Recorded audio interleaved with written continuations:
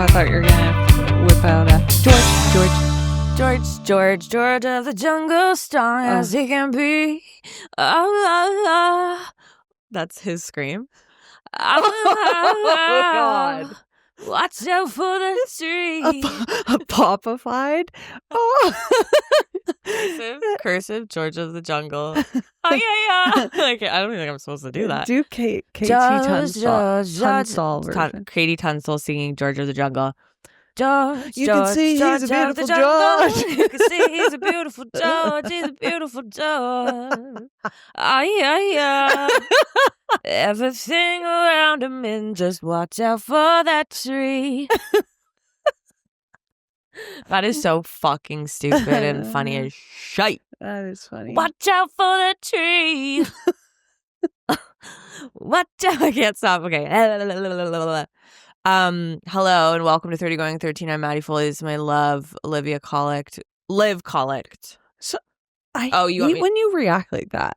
Like When as I if say I'm Olivia? about to friggin'... Well, that's what they say. When the person reacts that way, there's a reason. Because you want to be called Liv, and if I get it wrong, it's actually, I won't even say on air what she'll do to me. Do whatever you want. Ream me. And so Liv Collict here and me, we have a podcast that you're watching. It's called 30 Going 13, and we review movies, TV shows, but we also just chat about our lives as adults. It's a chat cast, y'all. Thank you for tuning in. Period. Next paragraph. I have a gripe. Mm-hmm.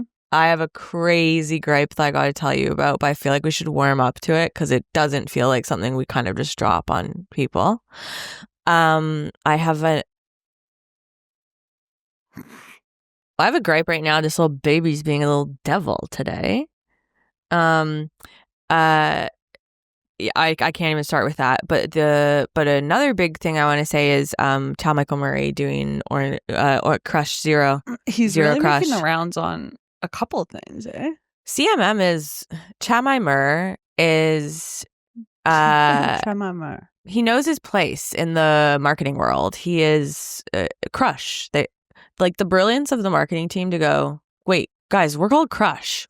Guys, wrap your fucking heads around that. We're called Crush. Let's get the world's first crush in here. Chad Michael Murray. Oh, yeah. That's where it comes from. That's where it... And he go with his hair, he go, your first crush, all grown up. I'm like, wait, I'm pretty sure you were grown up when I had a crush on you. I honestly can't even... I'm like... You were like 20. That is a great ad. I know, campaign. there's not really no notes. Like, honestly, that one to me felt way more... Natural.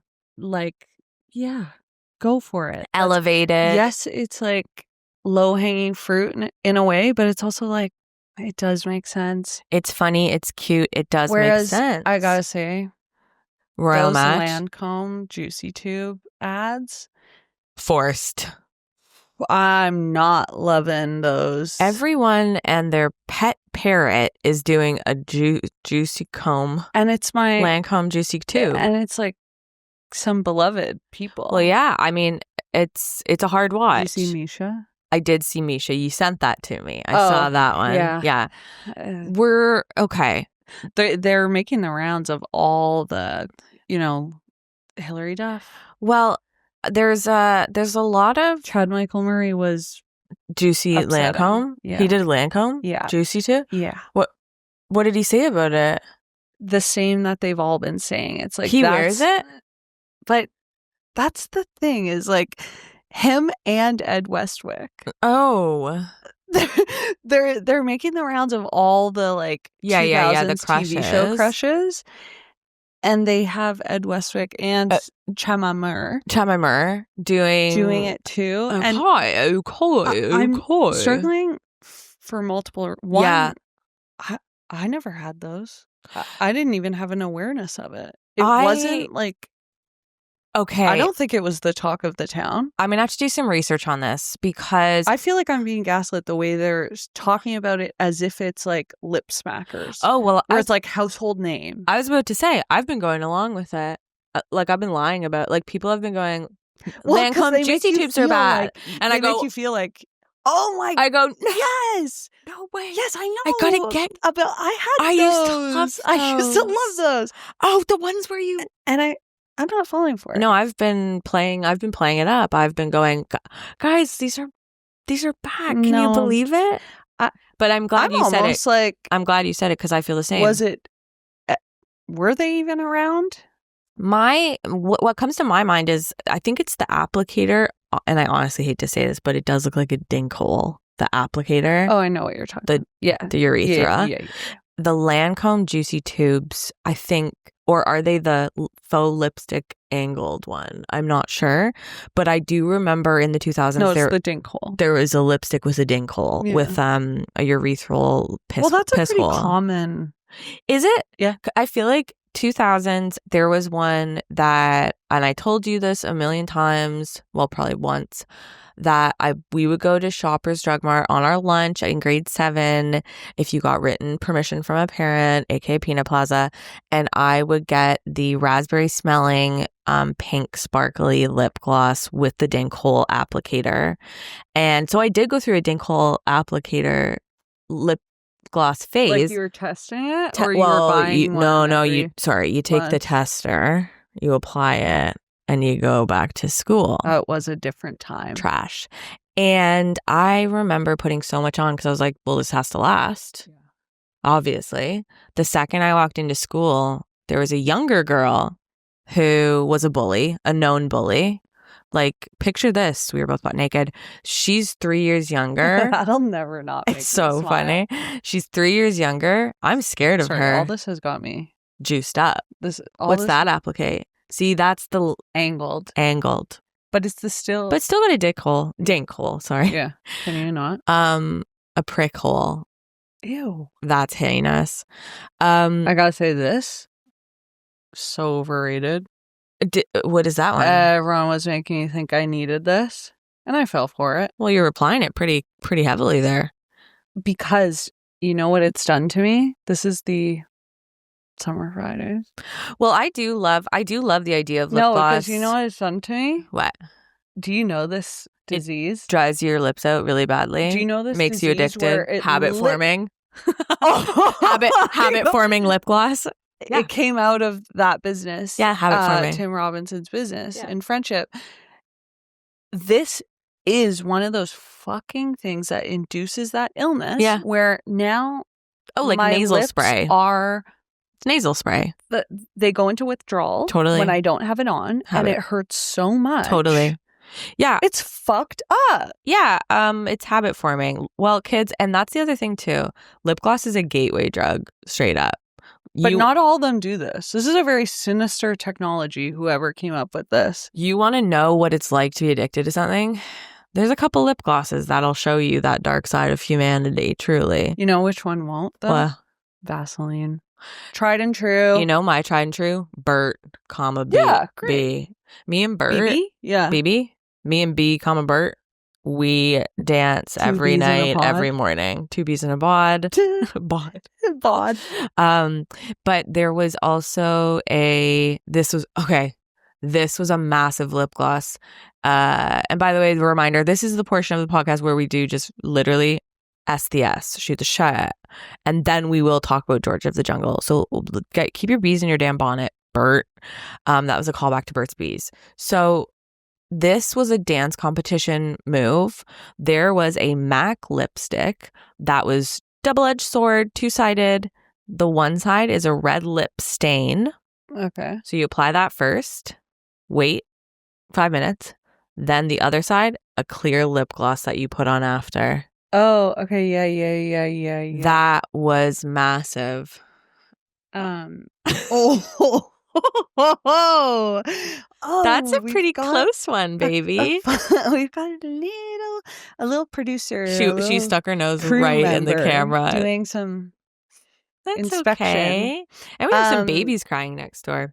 Okay. Okay. You know what I thought was really revolutionary tech? Yeah. During that time was I can hear it now. The crank to make it come up out of the Oh, yeah. The paintbrush? Yes, the paintbrush. You're cranking Well, you're an artist. You're cranking that. You're an artist. You're at OCAD, basically. The crank for... Okay. A crank, even actually on a CoverGirl cover-up stick with the sponge at the edge. I love that. But the crank into the paintbrush. Wow. They said, let's take what deodorant's doing and let's fucking apply it to lip gloss, brother. Like, people were just innovating so much more back in the 2000s in a way that they're just not doing now. Do you know what I mean? Yeah. We were thinking of different applicators. We were... There's a herd. George of the Jungle. There was a full... There's a herd of elephants above our head. Shep. That literally sounded like a crew of 20 plus people. Oh, well, it sounded like someone doing a 3-legged race, but 10 beside each other. Okay, I have some gripes. Okay, I have a gripe. Yeah, let's hear it. Bullet points with it. Let's hear it. This already feels disastrous. Oh, yeah. It's hell. There are a few commercials right now. Yeah. That are really getting my goat. Okay, where are you seeing them? Really bad. Insta? No, you know where I'm seeing them? Where? My fucking streaming services that are all forcing ads upon me now. Yes. And there's two in particular that I'm about to freaking lose it. Okay, I need to hear about them right after this break. Dublin. Okay, tell me about the two commercials. Numero uno. Oh, God, I'm scared. I got 2 words for you. What? Heinz ketchup. Okay, what are we seeing? Okay, so you have not No, seen no. Because if you had, you'd know. If you know, you know. The ones who know. What's going on with Heinz? What's their commercial? This commercial... where do I begin? The energy of it, and kind of, I do feel like the inspo is a little bit like Blue, what's it called? Blue Origin. Okay. It's giving like women. Oh, no. Centric. Okay. So it's like Katy Perry does Heinz. Yeah. Okay. So it's like, no, but it's like, it's the spirit of like women doing this. Like, we're all women going to space. We're all women making ketchup happen. Okay. So it's like, God. Okay. So first we start with a female farmer. No. With the tomatoes? With the tomatoes. And I'm a tomato breeder. No. A tomato breeder. And sorry, are they serious? It's okay. It's not a comedy sketch. Yeah. I'm a tomato breeder. Don't like that word. Then we've got a female scientist. Don't like that. White. Well, yeah. The attire. Yeah. Glasses. Hair and bun. I work at Heinz. I'm a ketchup expert. I'm a ketchup expert. You know what this reminds me of? I'm a ketchup expert. At Heinz. I'm a ketchup expert at Heinz. I'm a female scientist. I'm a female ketchup expert. More women in STEM, ketchup experts. And then it's like, and then you see like women, and then she's like, people are like, a tomato's just a tomato. And I'm like, these tomatoes are like my children. You know what's fucked? They're trying to sell us on this homegrown... Why don't you just make it pink? Why don't you just sell us Barbie ketchup for 6 months? I actually saw Barbie bear paws. And I was a little bit like... I did see a Barbie sauce at one point. I'm pretty sure you bought it for a friend. Yeah, I remember that. She loved Barbie. You know what? Barbecue sauce. If we women want to buy a pink product, that's our prerogative. It is. But don't pander to me with a pink product. Well, I'm not going to buy your ketchup because I'm convinced that there's women farming tomatoes. And then being the experts in the lab.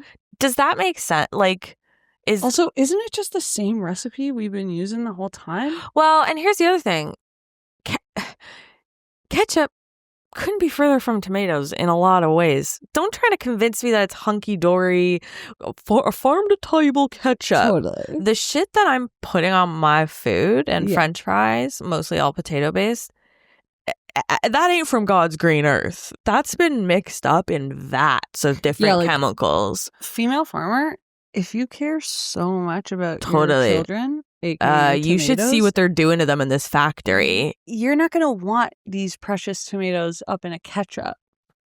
In a ketchup vat? It's basically ice cream mixed with tomatoes. And I love it. And I love it. I'll eat it. And I'll eat it. I'll eat it.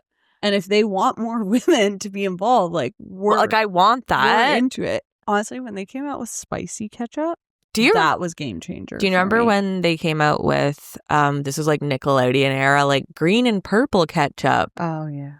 Why was I so big into that? Oh no. See, to me it was like, as picky blasphemous eater, yeah. I'm like, gross. Oh, you changed the color? Yeah. Yuck. I don't like that. Well, I hate that, and I do think they skipped a couple of science women in between tomato farmer lady and ketchup expert. I think there's a lot of sucrose ladies. I think there's a lot of sugar experts, chemical experts. I think there's a lot of pulverizing experts in the middle there, and just adding a syrup expert probably is in there too. Well, and I don't know. As a woman, I don't really care whether women are making my ketchup or not. That's crazy.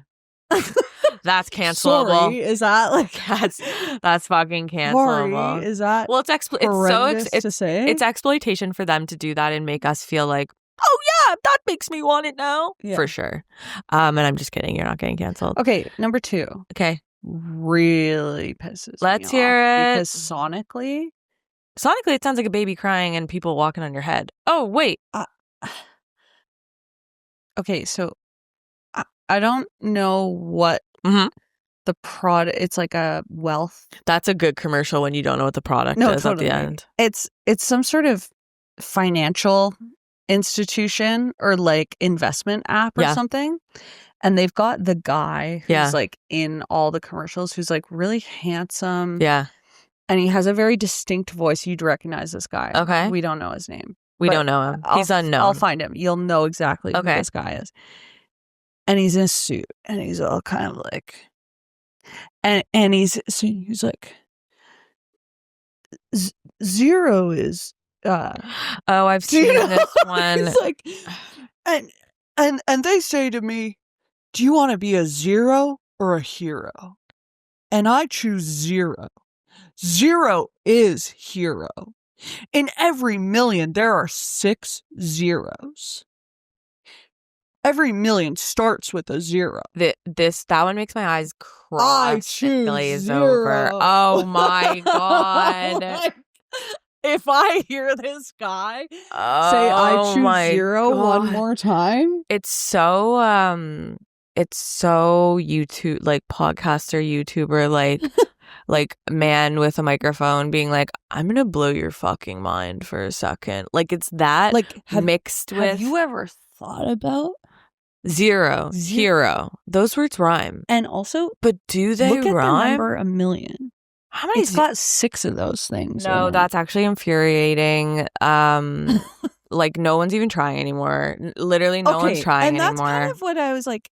And delight I felt us. like that at the movies yesterday too, when it felt like there were actually 7 million ads before the movie. Please I'm not delight talking about trailers. Me. No, I love trailers. Trailers but are great. There were 20 plus minutes of just ads. Yeah, and it was like, does anyone give a fuck anymore? Is anyone doing anything? Is anyone trying to do funny, bring a tear to your eye, move catchy you, songs, groove you? Nothing. You're not getting that kind of shit anymore. Well, I do wonder if they've realized like there were commercials you used to be able to have fun with. Totally. Mentos is one. Yeah. Kit Kat, take a break, have a Kit Kat. Like what? Taking a break. Gotta have a piece of that Kit Kat bar. Like, And you were having fun with your family. And you were singing along. The family's singing it. Well, and there was also the ones that, people hated, but it was because they were, lovingly. You're hate, exactly. And you're having fun hating like it. My grandma hating the Welch's grapefruit, totally. grape juice girl. And I was thinking of that commercial recently. It's just so juicy. Well, my beloved Spanky from Rascals is in one too. Oh, I guess they were kind of like royal match of the day. You did hate them, but you had fun, and it's like that YTV ones. Totally. Aiden cut me in half again. Mom, but Aiden cut me in half again. That's incredible, and that's it's funny, and they're quotable. I'm 32. With me, I remember that one. I'm 32. Zero is Hero. Zero's Hero is not replacing Welch's kid. Zero's Hero is, Zero's Hero. Zero is Hero is going to drive me to drink again. The only Zero to Hero I want to hear is the damn Hercules Disney theme. That's all I want to hear. The other thing too is that I don't feel comforted. I feel like I'm, Every commercial used to feel like Broadway, and now they all feel like a cruise ship performance on a Thursday night. Nobody's trying. Everyone's tired. No one has good costumes, not good songs. They don't even know what they're doing. They don't know what we want anymore. They're not even trying to guess. And that's why I'm here today, to stand up for commercials. Speaking of videos that you're getting that you don't want, I need to tell you about my TikTok journey this week. I've stumbled upon another ASMR adjacent thing that I like. We know I like lawn mowing. We know I like hoof cleaning. We know I like horse shedding videos. We know I like chestnuts being clipped off horses. A lot of horse-based stuff. We also know that I like people cleaning up in fast motion. Lots of that stuff. So, of course, naturally, I'd be drawn to metal detector in sand. Great. So fun to watch. People doing a metal detector in the sand, digging down, finding a coin. Fun. So I'm watching these B-boys for about 3 hours. And I love watching it. Like it'll be the same one video? No, different vids for about 3 hours. So I kind of effed the algorithm that way. And what ends up happening is I did then stumble upon this page of, and I'm getting bombarded, frankly, by them to the point where TikTok isn't really a usable app for me anymore. It is a man who takes this giant rake, drags it along the beach, and gets a bunch of stuff in this giant, like, trough bucket thing. And he shakes the sand out, and you go, ooh. And, you'd expect to find, like, bottle caps and rings and stuff, and those are there. But also in every video, he has placed a dildo in this trough. Like he's planted it? So me and the commenters believe that he's planted the you're dildo. Alleging. Yeah. Because he's acting like, I found another dildo, you guys. It is every video. It is upwards of like 60 videos of this man scraping sand, finding dildos, and acting like sometimes he doesn't even address the dildo in the rake trough. Other times he goes, oh my God, I found another one. It is so obvious that he's planted these on the beach for himself to find. Or are there just that many? No, because they're... Me and my commenting gang, some people... You and your web sleuths? Me and my web sleuths were torn. Some of them think that that's just how many sex toys exist in God's green earth that is there to find. Other people think, like me, obviously this man is planting them and then doing this weird reveal where he goes, oh, look, I found a bottle cap, a ring, some money. Oh my God, another dildo. What the heck's going on? And I watched like 10 of these videos. Like full length, like 10 minutes. I don't know what to make of that. You look, I almost like, I caught a looking to you for in guidance. Your eye of like guidance. You kind of recognizing this behavior and being like, damn. Yeah.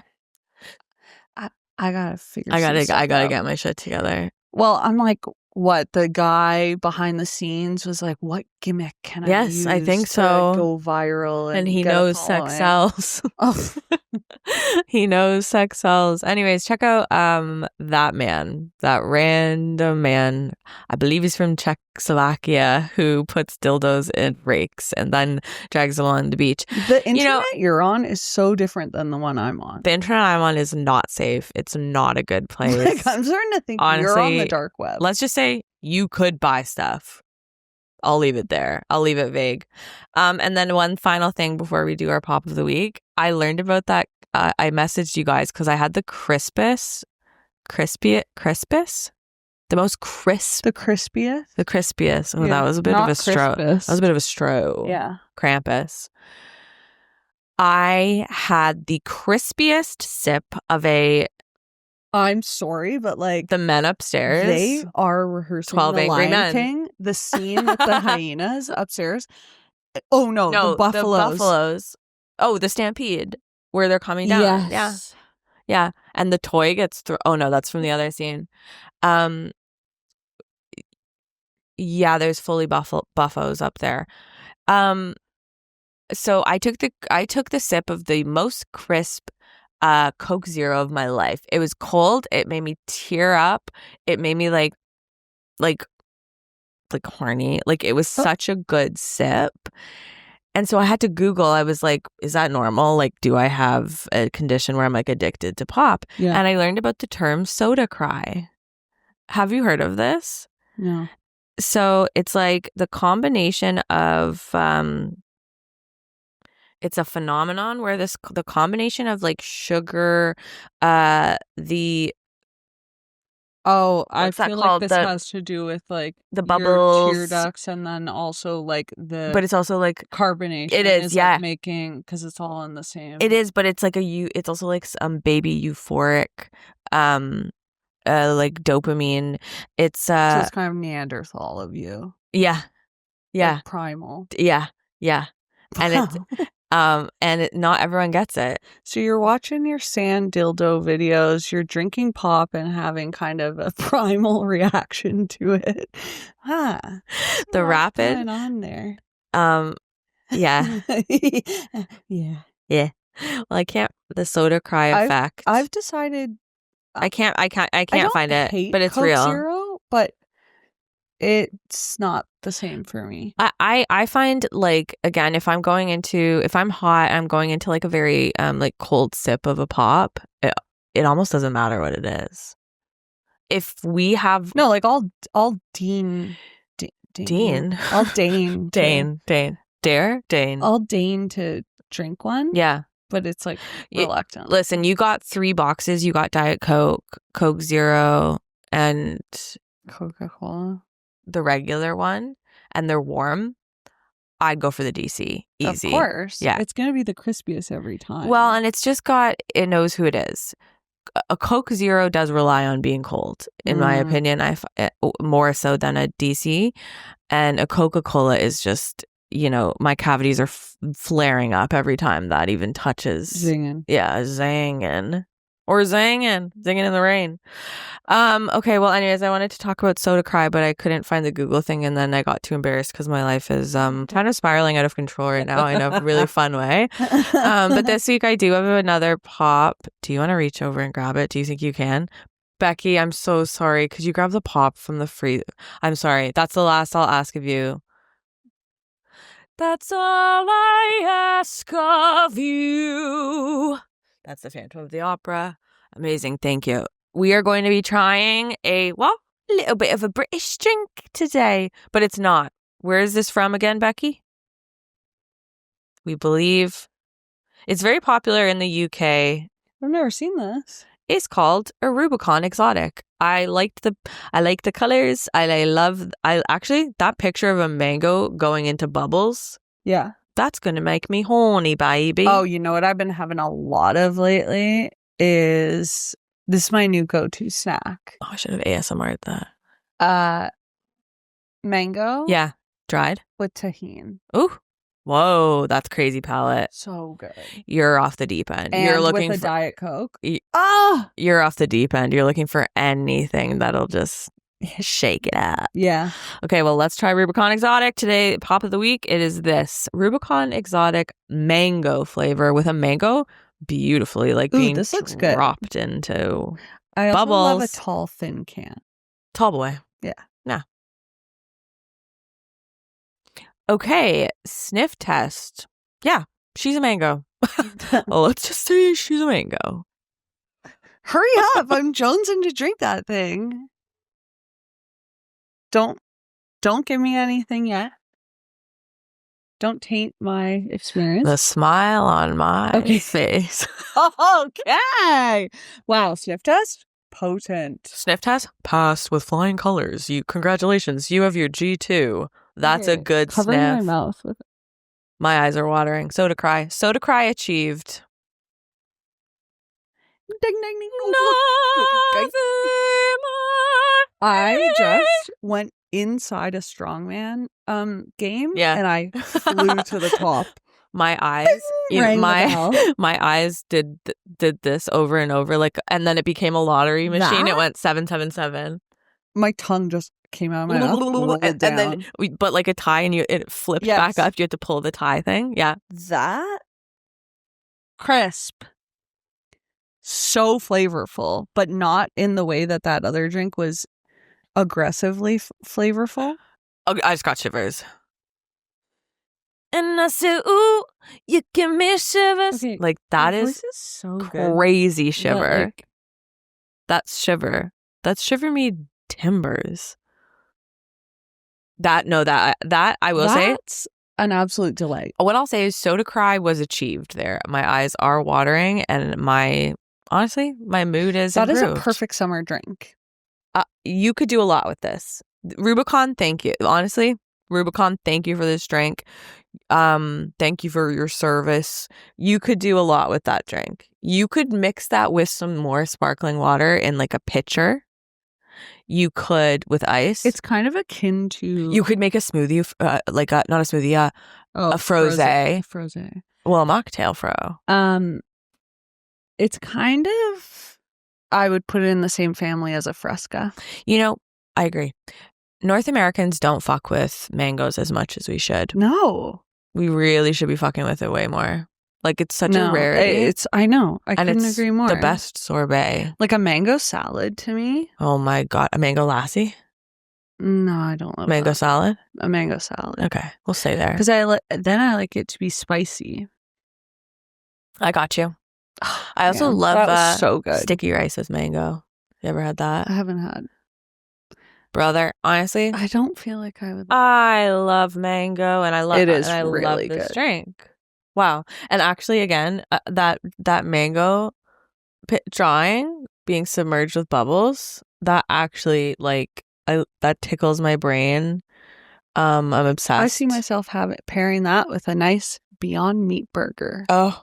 A barbecue dinner on a hot summer's night. Yeah, I'm obsessed. Well, that's Rubicon. Thank you for your mango flavored drink. Truly, we are honestly grateful. This week, we have a fashion show happening above us, and we also are going to be talking about Gia the J, George of the Jungle. Me and little Livy watched George of the Jungle this week. Well, last week actually, and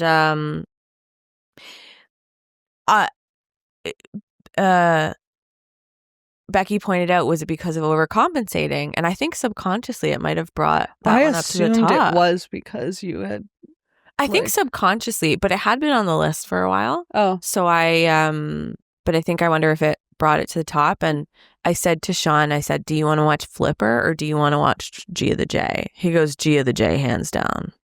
He goes, Flipper? I'd never fuck with that. He's a huge George head. He loves Gia the J. Yeah. He's like, that movie was good. We start watching.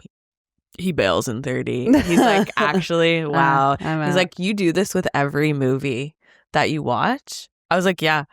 He's like, is this? What does he mean, do this? Take notes? Well, with a critical lens, look at shit that you used to love.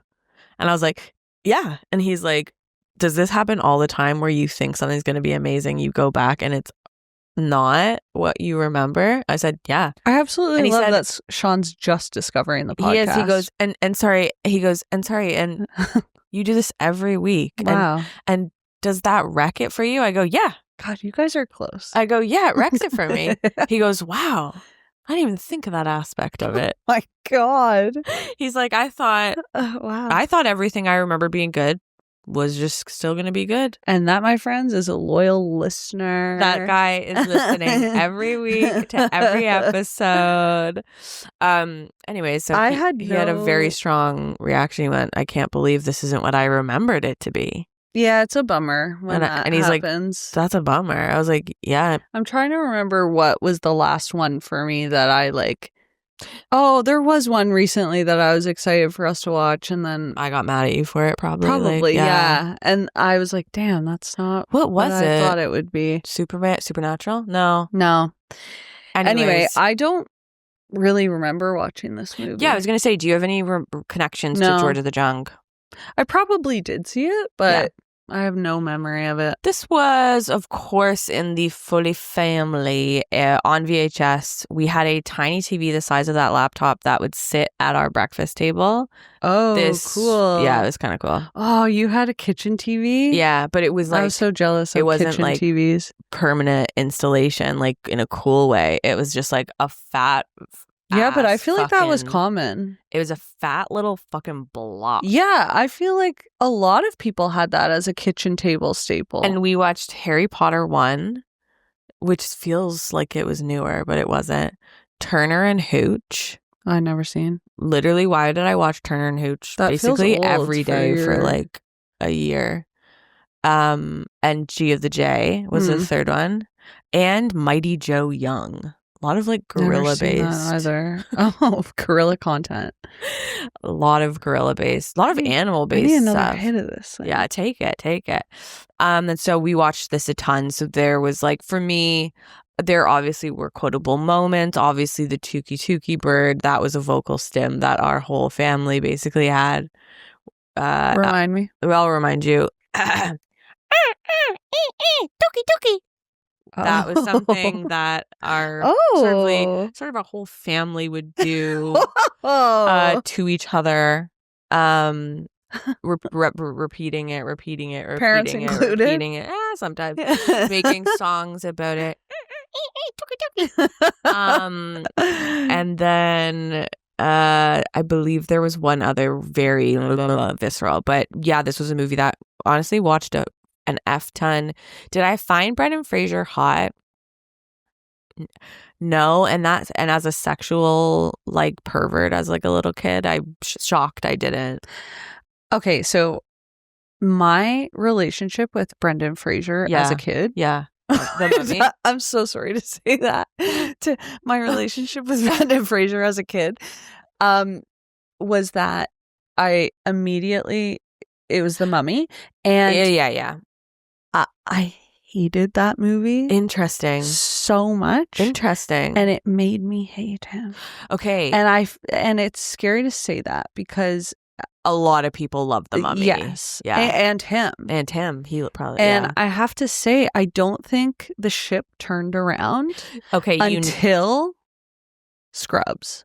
Wow. When he appeared in Scrubs, and it was a really beloved, kind of like endearing character, but it was devastating and like a really emotional thing. And I was like, can I tell you, I've never seen Scrubs, and I probably should. I was getting that sense as I was saying it because there was zero recognition. Yeah, but I know. He's like a character that passes away, and it's really upsetting. And okay, so he gave. Then I was like, okay, yeah, like this is a handsome guy. I'm into him. That is so weird because as a kid, because of George of the Jungle, I wasn't attracted to him. I wasn't like, okay, hot. Yeah. I was like, friend. I was like, honestly, friend. Like, this guy seems like he's funny. Like, he's doing funny stuff. Yeah. He's making me laugh. I watched the movie Monkey Bone because he was in it. Very weird movie for a kid. I think it's about a man who goes into a coma, and then there's like a monkey that is his friend. A lot of monkey. Man, you really did watch a lot of primate content. I watched VIP too. Very no, important MVP, primate. MVP, most valuable primate. The hockey movie. Yeah. Wow, yeah. And I watched all the Air Buds, all the time. Yeah. But I loved Brendan Fraser as a kid. But as a friend. I friend zoned him. I friend zoned him pretty hard. Right. Even in The Mummy, I was like, tough for him. Even in The Mummy, I was like, my friend just did the craziest adventure. Like, I was not attracted. I hated that movie. I hated him. I hated Billy Zane. Billy Zane was scary in that movie. Yeah, like everything about that movie, something about it just like pissed me off. I watched it recently. There's like aspects that I was like, yeah, that is scary for real, when they're kind of like coming back from ancient times and their faces they're all mummified, The Mummy. And then Monkey Bone is another one I remember. Literally the weirdest movie to watch and remember. And then obviously we take a massive break from Brendan. Yeah. And then I still haven't seen The Whale, but I've read the plot on Wikipedia. Another animal film. another animal and name for film. And I guess Call Me Dr. Dolittle, another movie I was obsessed with. So I watched George of the Jungle basically every day for like a year. That's like a vlog title. I watched George of the Jungle every day for 1 year, and here are the effects. Okay, so I remember the animation opening as I could draw it, shot board for board, shot for shot. Wow. Yeah. The story of like the old cartoon of it, because it's an old, I don't think it's Hanna-Barbera, but maybe. Why do I immediately not want to know it? I just want to tell you. I do feel resistant to it. I want to tell you, I haven't watched it. Oh, okay. But I do think it's based off an old cartoon where a baby gets dropped from a plane and then survives in the wilderness. I was like, damn, that's actually sad as fuck. You fucking... Well, it could be sadder if he didn't survive, but... You take a baby, a fallen baby out of a plane. That's sad as fuck, brother. That's our starting point. I say... medical warning on the flashing of this beginning. There was like so much color and flashing at one point. I got scared for my health, brain wise, that I was going to be having a seizure. That's the opening. Leslie Mann. Where do you stand? Oh, going into this movie, I was like, oh, damn. Yeah. This is one of those weeks where I find myself really questioning, like, why are we doing what this? am I using my time for? Totally. I'm watching a baby movie. Yeah. I'm taking handwritten notes in a notebook about it. On a baby's movie, yeah. Some people I know have children and a house. I'm treating this like a job where I'm taking rigorous notes about a baby film. About George of the Jungle. And I don't have kids. And I'm just watching this movie. And so I was dreading it. I was like, God, this is gonna suck, whatever, but I gotta do it. My corporate overlords, I have to do it. We clock in every day. Because I'm nothing if not a working man. Guys, so you know, we're just like you. Some weeks I don't want to watch George of the Jungle, but I do it because that's my place as a cog in this big old machine. That's how the world works, baby. Everybody's got to have a job. And it wouldn't keep turning if we weren't doing our part. We're essential workers. And so I could not believe. Were you delighted? I actually, like... You can say I didn't hate it, and that I think would be a very powerful It's almost statement. A little bit more than I didn't hate it. Okay. I had brief moments of like, you know, I was like enjoying it. Well, you know, I was so pleasantly surprised. As someone who's done some comedy writing, did you watch it and go, I could learn a thing or two from this? No. Okay, because I did. But it had its moments, and I and it was like entertaining. Yeah. It was fun. I will say Leslie Mann is so like cute. She's so charming. Yeah. She's so cute. She doesn't have to do a ton of heavy lifting. I think she is like a big part of what made it so like totally enjoyable. Totally. God, she's cute as a button. She's very cute. I definitely, even as a kid, I think I was like, that she's cute. Like, that's a cute woman, dude. Yeah, she's really cute. I will say, Lyle. Big. Let's do Big Banner. Big Banner. Is Lyle the fiance? Yes. Now Lyle is the fiance. Oh, that actor. The guy from He's EZA so funny that we liked. Yes. Fuck, I love that guy. He's playing a very different guy in this film. He is. I say this. Well. Oh yeah, because he didn't. It was Phoebe. No, he was a good guy. I say this character is a real breakout for this man in my memory of him. So you know how in Hollywood it's like this is their breakout role. This is where they're most known. Yeah. Do you ever feel like you have personal breakout roles for actors where it was like no one else seemingly watched that movie the same way you did, but like you're in your mind, you're like that person's gonna be fucking famous. Do you know what I mean? Like. I'm trying to think of another one. Where in like, your mind, it's like this was. It's like that wasn't their breakout role for sure, right? Because it led to like 5 more years of unemployment, and then they hit their breakout role. But you in your mind, because you were a kid, loved it, and you're like, that's their breakout role. Like I genuinely thought this guy. I was like, okay, this guy needs to be famous. I think this guy's amazing. Oh, you know who I think maybe is that for me would have been Brittany Murphy in Uptown Girls. Totally. Which that another movie we still haven't done, which I've honestly been hesitant to do because I was so deeply in love with that movie. I know. I watched it 1,000 times. I was obsessed with it. With the P. Diddy trial, she's kind of being brought up again. Oh, really? Yeah. Like, why? Because she was dating Ashton Kutcher? Yes, and was around that scene. Brittany Murphy, yeah. Becky has... Yeah. Oh. Becky, she's in it. I think we've done like, I've of course watched every documentary about the... I know. The documentary is so crazy and sad about it, but... I haven't really actively been following Becky's the Diddy following trial. the Diddy trial, so I think the two of you should talk. I haven't actively been following it. No, but she is, and you know the Brittany Murphy, so I think you guys should talk and share notes, that's what I'm saying. Because the Diddy trial is bringing Brittany Murphy in because she used to date Ashton Kutcher, but also suspicious deaths that were happening at that time. What? They're alleging that he had something to do with it? That P. Diddy had something to do with it? That's the TikTok conspiracy. Oh, that is so ridiculous. That is such clickbaity kind of like and I'm never going to defend P. Diddy ever, but I'm like, that feels like a fucking stretch. I say let the courts decide what they will and what they may. Well, and then he went to go for the husband too. Who knows? What? Okay, also, I need to bring up this crazy... It's crazy to go from George of the Jungle to P. Diddy. Murphy to P. Diddy and then try to bring it back to something else. Yeah. Yeah, it is crazy. Okay, the Lyle of it all, to me...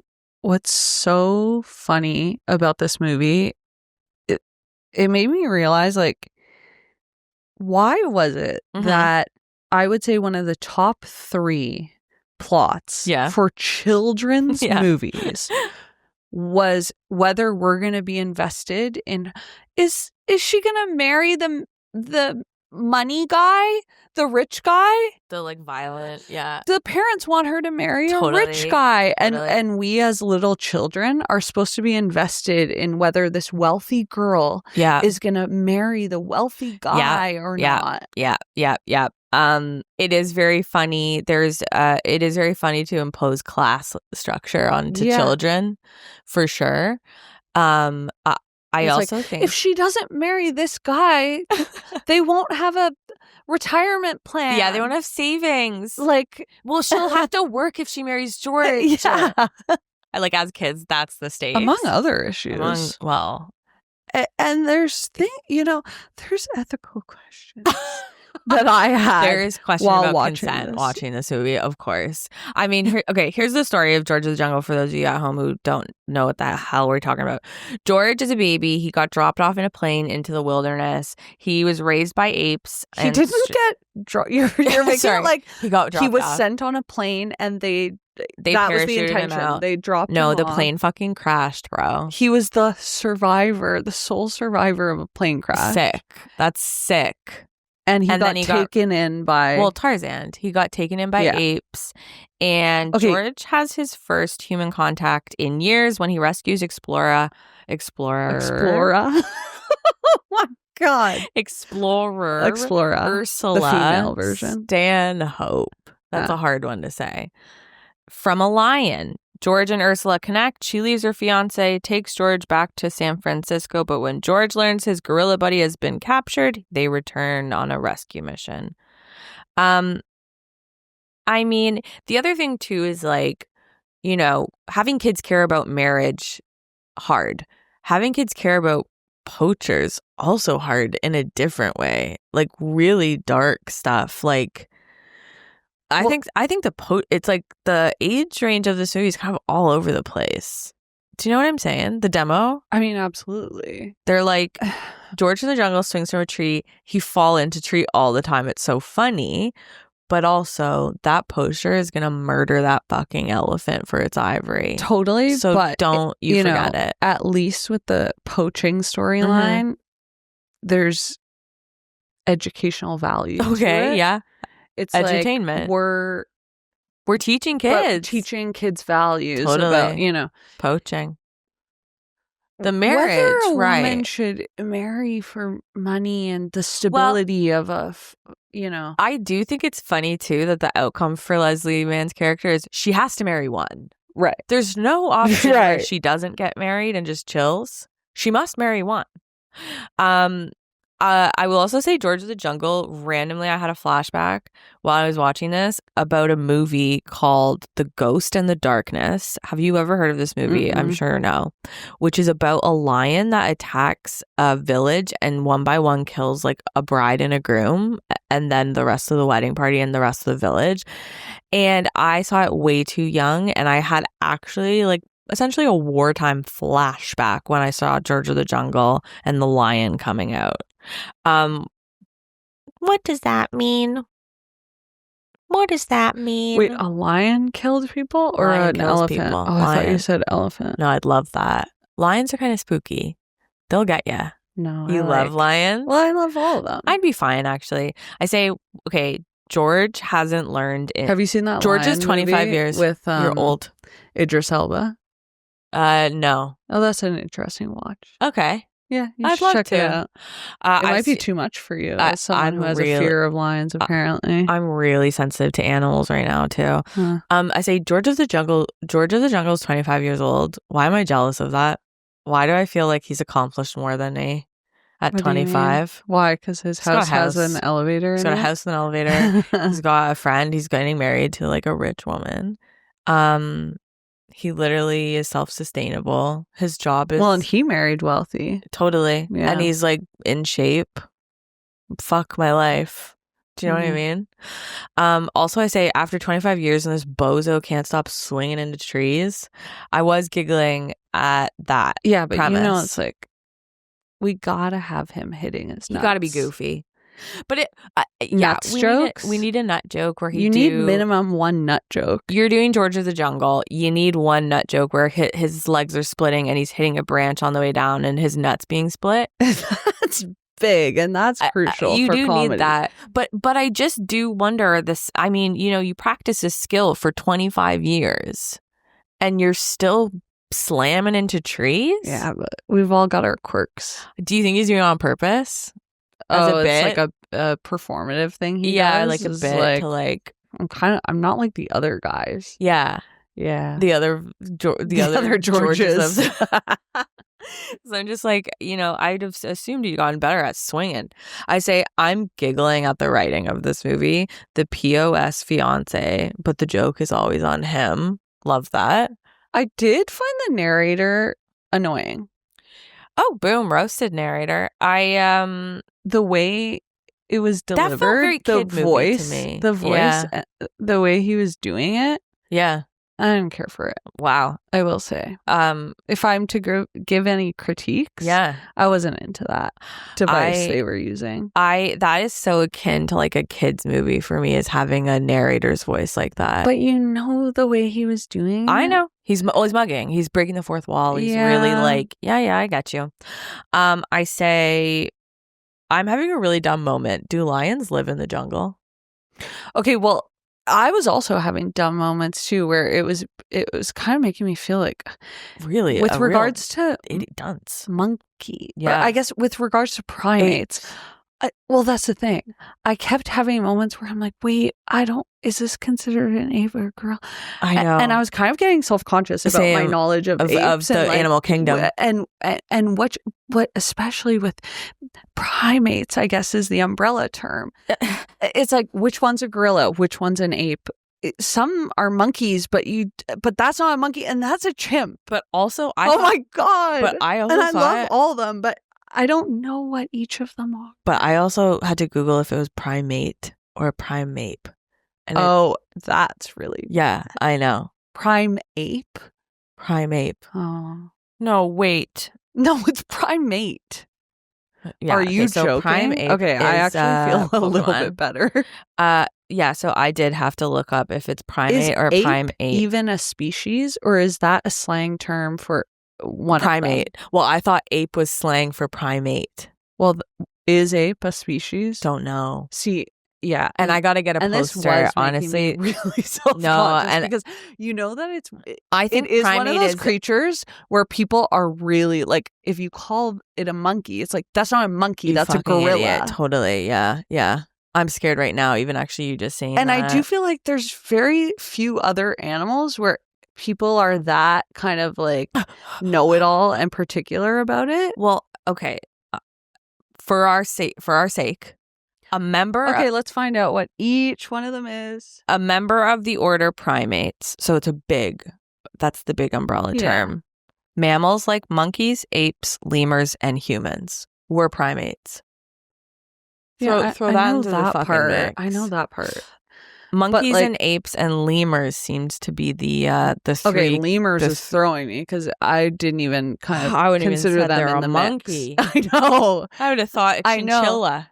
Like a lemur. A lemur, I would have thought closer to a possum. Like, wait, what? No, and this is again. I know, and so this is again. It does start to spiral out because there's so many different ones. And a baboon. Okay. Okay. That baboon with and that like ass. Chimp, is that just a baby gorilla? No. Chimpanzee is the only reason chimpanzee is one.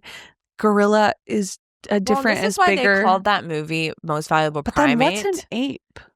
Different. But what does it look like? Are ape and gorilla same? That's what I'm saying. Is ape just a slang term? We're not even gonna actually look it up. We're not looking it up. We're letting this be. We're letting it lie. It does feel like it's going to be one of those things that I need to crack a science book. It bothers me that I don't know, and yet I refuse to. I'm gonna crack one of those old school nature science books. I can't wait. Okay. I also say him fighting lion. I don't love him punching it. I know that the lion and him actually do be secret friends. Yeah. But I didn't love the punching and doing the wrestling on him. Him giving advice to that little baby monkey though. Okay. Him giving advice to the baby monkey is a scene that is so funny and cute. The little baby monkey crying. One of the biggest things about George, G of the J, he is friends with all the animals. And also he's the king. They're his family. They're his family. Yeah. Well, he's been walking He's one of them. He's one of them. Well, he's the king of them. No, he is. To me, it doesn't feel like that. He is, though. They call him the king of the jungle, and I say that doesn't feel outsiders earned. Call him the king of the jungle. That's so classic humanist perspective. Of course. I hate that shit. Within the jungle, I don't consider him to have a superiority over them. It's symbiotic relationship, totally. I say, okay, one fun fact, Brendan Fraser's face is so cut in this movie. Okay. I had to figure out what was happening. I wrote B. Fraser's mouthfeel work. Yeah. There was something he was doing, and perhaps you as an actress can kind of weigh in on this. There was stuff that he was doing with his mouth that was so like, wow, he's really like doing something here. I think it's because he's so ripped and skinny in this movie that you're catching every but don't you feel like it was part of the character? He was doing a goof and a gag, doing something like the way he would hold his mouth and how open it was at points and the way he smiled. He was doing goofs and gags.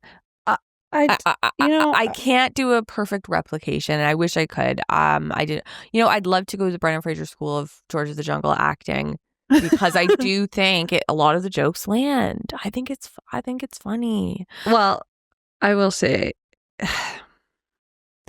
I did find it kind of suspect that at times he's me be friends with the, and then at other times he's quick as a whip. Yeah. Oh, I look sharp, and I'm like, are you putting this all on, George? Are you manipulating me? Like, I'm kind of dubious about him. Yeah, at times George go fast, and then George feels he might be in love with you. Yeah, we are dipping our toes into some murky waters there in terms of I'm just tossing that out there. Cognitive development. I don't know what's going on. Call in if you I'm think not going to make any allegations, but faking it. Okay, I need to tell you his workout routine for this movie. It's so 90s. High protein, low carb. It's like everyone does that. He says, I was a walking steak. I knew that I had to be as muscular as possible to play George. And unfortunately, an anatomically correct muscle suit with a zipper in the back was out of the question. Let's talk about Ape. John Cleese. Ape. Its name is Ape. The ape. Oh, right. Now, the Mrs. Doubtfire kind of. The Mrs. Doubtfire ape, played by John Cleese. Or it's like, who's Batman's? Butler. Alfred. Yeah. It's Alfred. Let's talk about the Alfred of it all, the ape. There seemed to be a costume mechanic of the 90s. That it was Chuck E. Cheese. It was Ninja Turtle in nature. Yeah. The face and the mouth that go. That scares the fucking living shit out of me. Yeah. As a kid, I found it terrifying, but curious about it. Loved Ninja Turtles, went through a huge Ninja Turtles phase, but was terrified of their faces at the same time. It's like there's like a snarling and then the eyes are not correct. It's Uncanny Valley. I think as a kid was my first time experiencing Uncanny Valley. You can see human eyes. This character though. Great character. Yeah. The look, the aesthetic, that shit's keeping me up at night. Yeah. I was terrified of that guy. Like, are those human eyes? I don't know. I guess during the movie, I didn't really think about whether I'm haunted by whether it. there was there a physical person inside that thing? Fucking haunted. I have no idea. Oh my God. I honestly loved the dog. The elephant. The elephant dog. The dog, but make it elephant. I go, I love that. I thought that was so cute. I go, is the CGI in this movie scary? Yeah. But I was pleasantly surprised by it. Do I still love elephant dogs so much? No, I loved that. And it was the first moment in the movie where I'm like, you know what? You know what this movie has? What? In spades? Yeah. Whimsy. This movie is whimsical. It's so whimsical and fun. Yeah. Well, as a kid, you watch this and you go, oh, I want an elephant dog. How hard would it be to get an elephant dog? And then with a giant bone. And then a week later, it so happens you watch the Simpsons episode where Bart does get an elephant as a pet and you go, okay, something's in the water because this seems really like it's going to happen for me because I've seen like 2 cartoons about it. Elephants. This was like the time that I went around the house collecting coins because I wanted to buy a horse and just keep it in the backyard. Why not? Yeah. Make it elephant? Why the hell not? I mean, me still as an adult, like wishing I had like a I'm farm. picturing in your backyard currently. Why not elephant? Maybe I should reach out to that Heinz tomato girl. Why not elephant? And ask her about farm. Reach out to the Heinz tomato girl, ask her about farm. Okay, new business idea. Elephant stomping tomatoes, making Heinz. Women in STEM. I actually fucking love that idea. I also say, obviously, I'm sickly in love with the baby monkey. Like, here's the thing. You throw a movie at me with a bunch of animals, I don't got much negative to say about it. That baby monkey scene where he teaches the monkey to stand up for itself to be cool in front of the other monkeys. And it's so little and cute. I honestly was like, to be an actor, if only to get a monkey, to get access, to get to work with like a little monkey. The way you said access was scary, but I do agree. Oh my god, it's like pedophiles going into the way teaching. You said talk about access. It's like, oh, if I want to get my hands on a little monkey, I guess go where the going's the good. Predators. Yeah. Oh my god. Get yourself in a situation. I see how predatory behavior works. Get yourself in a situation where it looks normal. They go into positions of power. I want to be an actor just so I can pet a monkey. But for real, that little monkey, I was like, honestly, no wonder so many people were getting their faces ripped off in the 90s by monkeys. Yeah. Totally. They are so fucking cute. Were so many, or did that happen to one person and then hard to say. I won't even watch that documentary about the monkeys ripping face off. Monkeys ripping face. But I get it. Yeah. I get it. Those guys are so cute. I'd have 10 of them on me. I know. They'd fucking eat me to death. I'd be wary of, and I'm like, I wouldn't. I'd be the person who gets my taking its little hands and putting it on my face. Yeah. Like, it's on a leash. It's on a little leash. Like, it's coming everywhere with me. I wouldn't keep mine on a leash. Mine would have a little human leash so that I can come outside. Are you doing the cat backpack with the clear thing for the monkey? No, I meant it's got a little backpack. It's got its own leash backpack. Yeah. Fucking funny. I do say let's do more animal, less CGI though, TBH. Yeah, but how much could they do that? It's the 90s. Okay, I say, you know, it was a funny move that George has that I thought was so funny. Mm-hmm. When he's swinging on a vine. Yeah. And it's like this. This is the vine. I will say the vine mechanics are not when he goes perpendicular. Yeah. He's just straight. And the vine doesn't swing this way like Math Circus. The vine kind of just travels across the screen like this. Trapeze. Trapeze. You would think George of the Jungle is swinging Math Circus 1 and 2 trapeze style. Oh god, I'm actually getting like he doesn't kind of stomach pains thinking about like how annoying and stressful it was to me to click at the right time. Wasn't working. No, like that makes me like overstimulated in the bottom of my stomach when you would click and it would be just shy of it. Know. I can picture it so clearly right now. Math Circus in the early days of computers, trying to line up one point. I know. With another little line, and you would just I'm getting freaking and you'd overshoot it. Stress just thinking about it. It makes me sick. The witch game where the witch would shoot you. Yeah. That one made me sick. Also the seal ball jumping. Oh my god, the seal. My god. Get me out of here. The lions jumping platforms. You got to get the big lion on the first. Supposed to be fun. This was supposed to be fun. I'm sweating before lunch in elementary school. Trapeze. Oh my god. We have our computer time. I'm way behind because I hate these games. Okay, so George. Now I don't like this. Okay, here, big banner. The ethics. Yeah, of George, and this is the first time it's introed for me is when the ape and him have the combo of George. George, feelings. Are there special feelings stirring within you? Stirring. Uh-oh. I didn't like that one. I don't want anything stirring. I don't want to talk about stirring. Loins? I don't like that. It's so interesting. What are the ethics? Podcast we always kind of get into ethics of consent. Yeah. And And when it comes to a grown adult man body, head of kind of baby man, brain of boy. Well, brain of boy, body allegedly, of man, body of man. Is that? But raised by. But interesting though.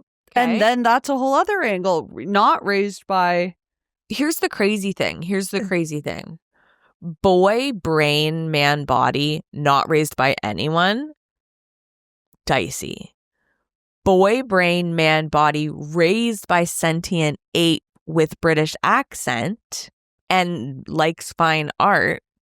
Why isn't he more capable? Why doesn't he have a more capable grasp of the English language? And does that make did he come to ape later in life? Was he raised by ape? He would know English if he raised by ape. Yeah. But then what he has learned from ape, is that enough for him to sexually consent? Sexually consent. I don't know. And I don't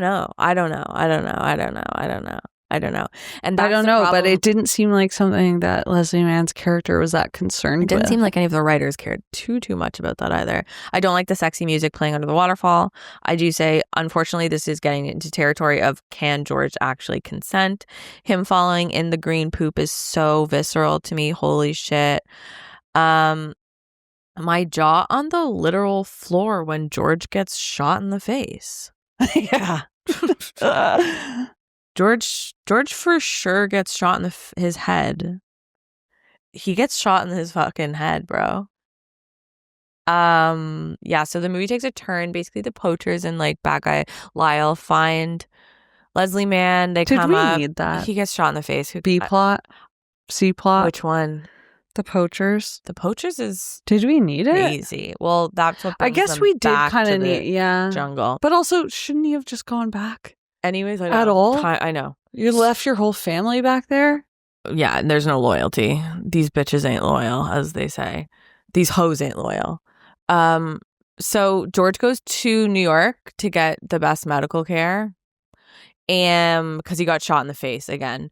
And he lives with Leslie Mann, and Leslie Mann's friend is like obviously overtly sexual and creepy with him, and he meets her parents, and her mom is Sarah Paulson's wife.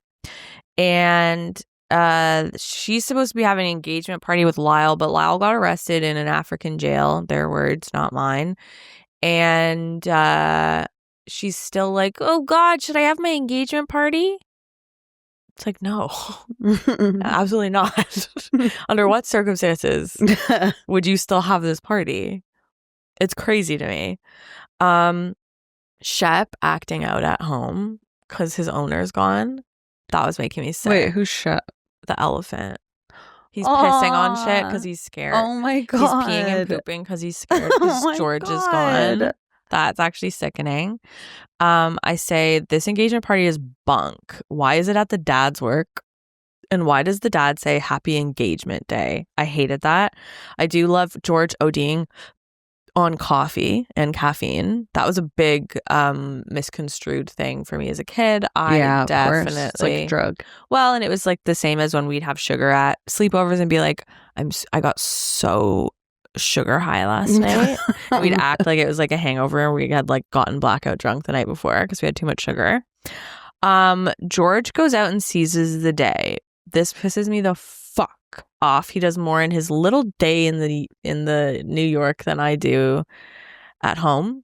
His little romp through Neiman Marcus. He's walking around. He's going everywhere. Yeah, he's going to the mall. He's going everywhere. I'm like, ew. Did you like when George was in a brown suede dad leather jacket? Yeah, I did. I loved that. That was really Aiden.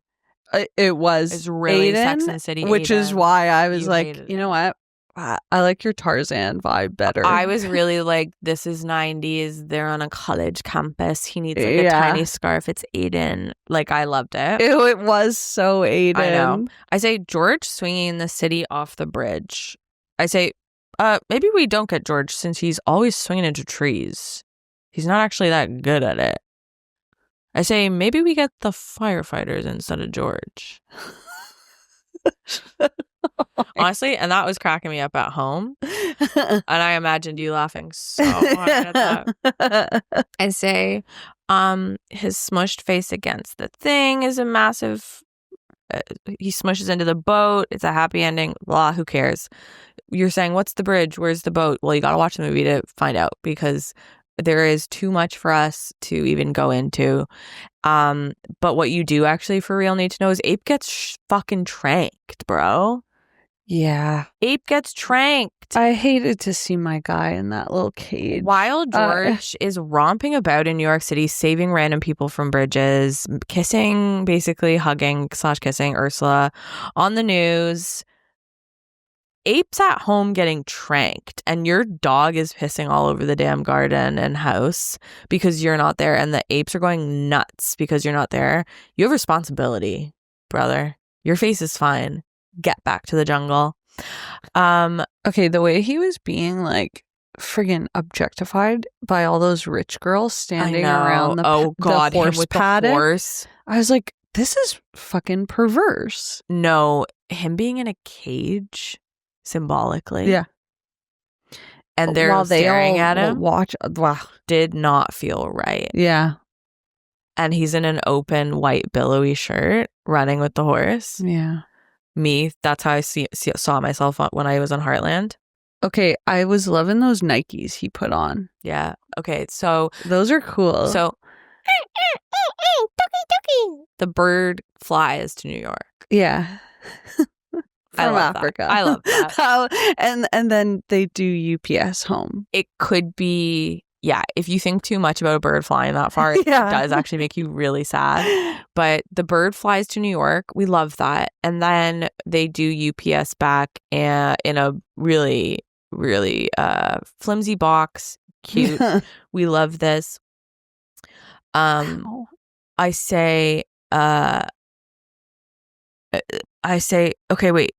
One quick question for you before we dive into the end of the movie. Sarah Paulson's girlfriend, wife. I don't know if they're married. What's her name? She's the mom in this movie, and she does not want Ursula to get with Holland Taylor. Holland Taylor's sitting there and does not want Ursula to get with G of the J. She calls him Mr. Jungle. Well, that's pretty funny. And she doesn't want to whatever. So she basically sits him down and says, like, you're not, like, we're stripes, you're spots, bitch. Like, get out of here. Like, we don't want you here. You're stinky, and, like, you don't know etiquette. You're stinky. You have no money. Like, you're a piece of shit. And he gets upset, and then a waiter comes over and breaks up the sad conversation and goes, ma'am, would you like a steak bite or something? And then she goes, no, thank you. I've had quite enough protein for today. And then walks away. I don't get it. I don't get it either. She says, I've had quite enough protein for today. And I was like, is that like, I was thinking, so I was like, is because they have beef? I was like, why did my mind go to she was sucking the dad's dick? I was thinking that too. Why is that what I thought? It's the weirdest.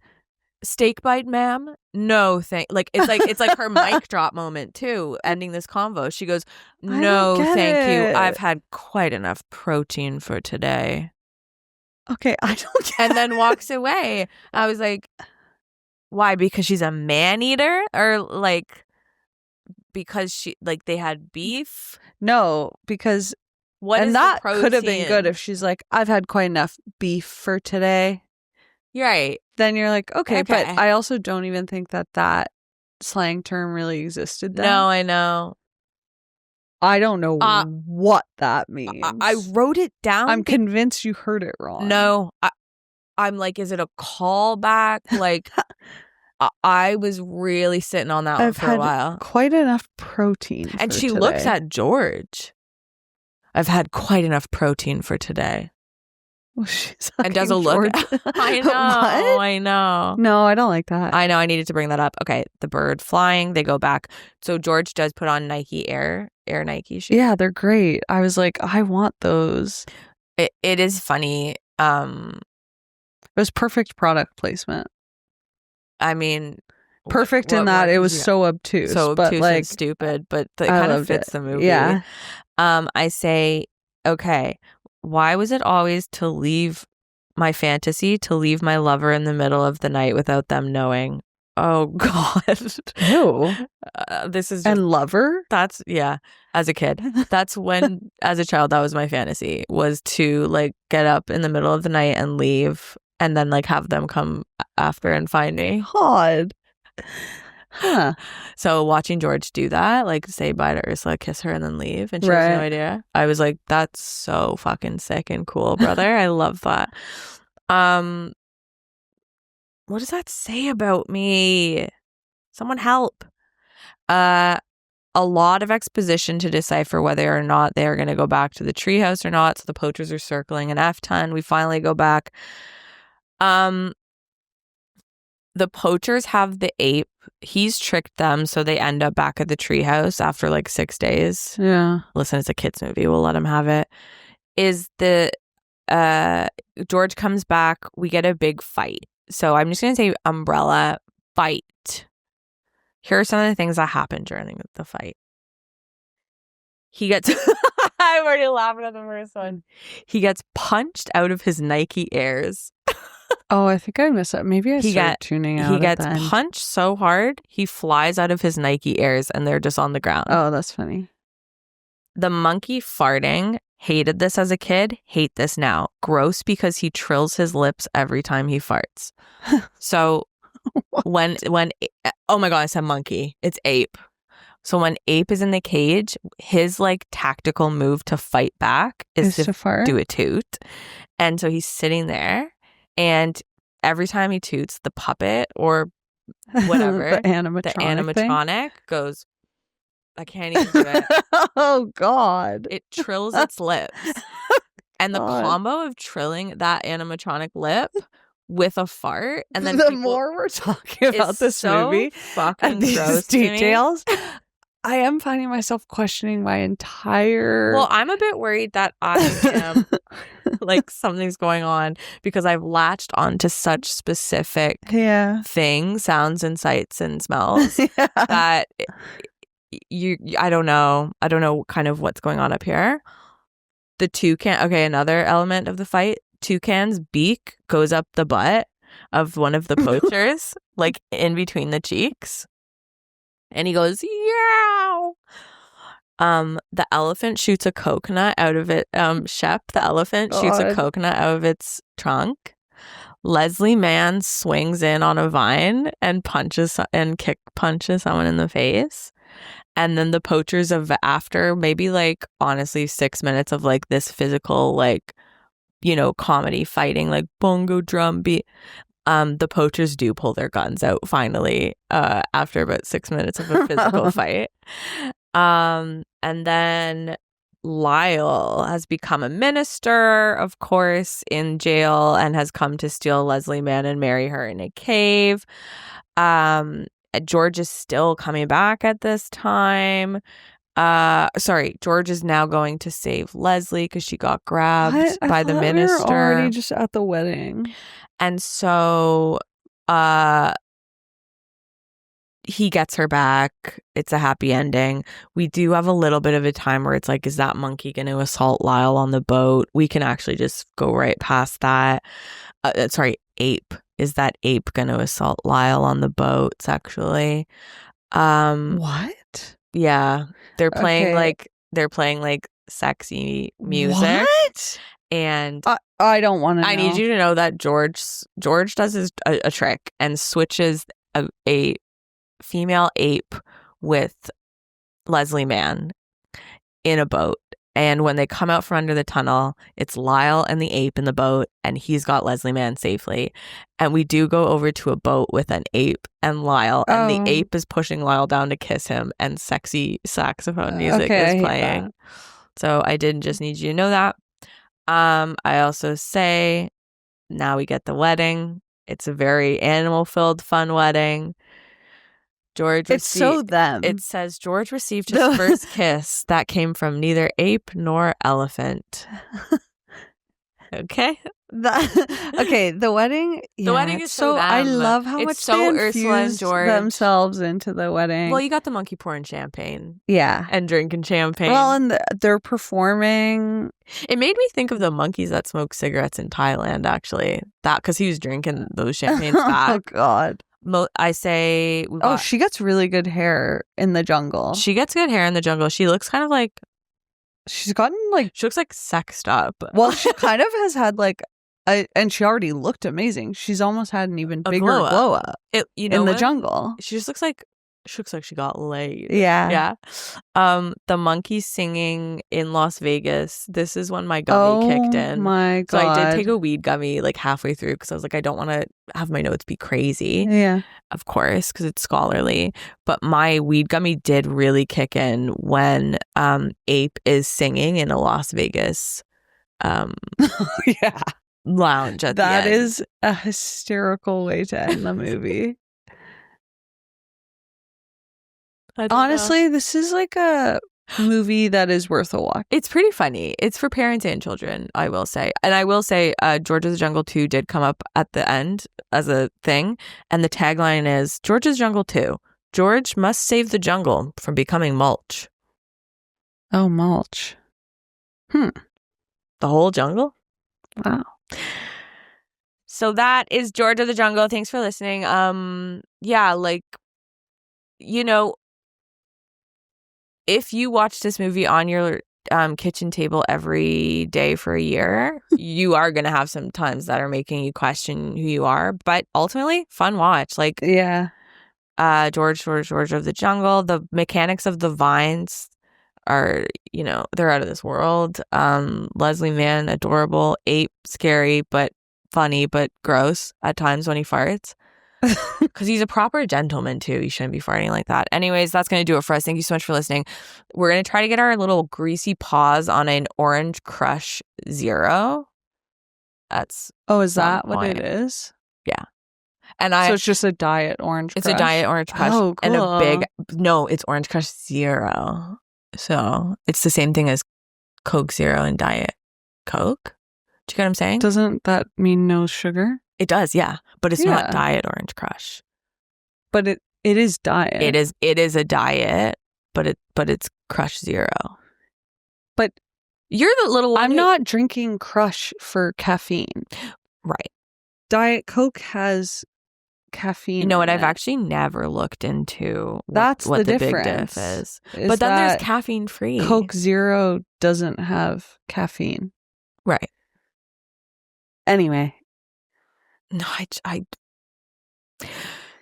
Anyways, I really want to get our hands on some Orange Crush Zero because fuck, that was a pop. That was like, even as a kid. Oh, I love Orange Crush. But even as a kid, I was like, this is way too decadent. Like, I can't be having these every day.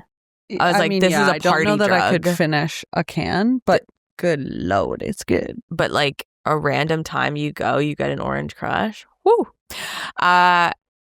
Thank you so much for listening. Thanks for all your messages. Follow us on TikTok. Follow us on Instagram. I'm Maddie Foley. This is Live Collect. You can follow us on our individuals. And also, we love you. We don't have a sign off for this. But if we did, what would it be? I'll let you do your two. It would be Katie Tunstall going, just the jungle. No, that's like Feist. Just the jungle. We'll see you next week. Bye.